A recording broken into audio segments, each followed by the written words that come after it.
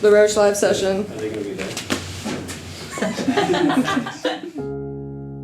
When somebody asks me where I'm from, that's typically the hardest question to answer. I was born in the United States, but I left about 2 weeks after, traversed to Vietnam, lived there for 2 years, then moved to Seoul, Korea, and then moved to Panama, eventually moved to the United States. So music has really been the closest thing for me to call home for a very long time. It's really like the only steadiness. Needle to the arm, I can see that you don't see me.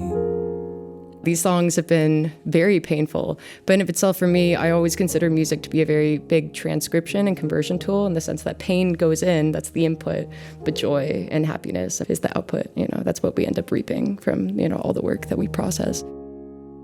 The direction of these collection of songs is really carnage, renewal, leaving a past behind, kind of accepting that your presence alone and your efforts alone to love somebody aren't enough to save that person from themselves. And I think the interesting part of these songs is that they're all written in a different place of my own acceptance. I'm a big believer in the ideal that two things can be true, and ultimately just leaving with a more concrete understanding of where I am, ultimately. That's why I always kind of return back to the world, and I always say that we as musicians, as a proponent to otherwise really collect, all these inspiration from our world to otherwise really infuse what our own personal perspective is. That's why I love using my voice. That's why I love recording every single sound effect that I also use in my production, is that I can localize it to a time, a place where I am.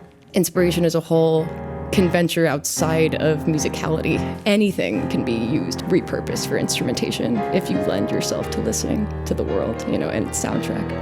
The only way to fail at music is if you're not having fun. Fun needs to be a guiding metric of everything that you're doing. If you're not having fun, that's a big red light that you need to stop and take a break and smoke. Take another hit, don't you know it makes us assist.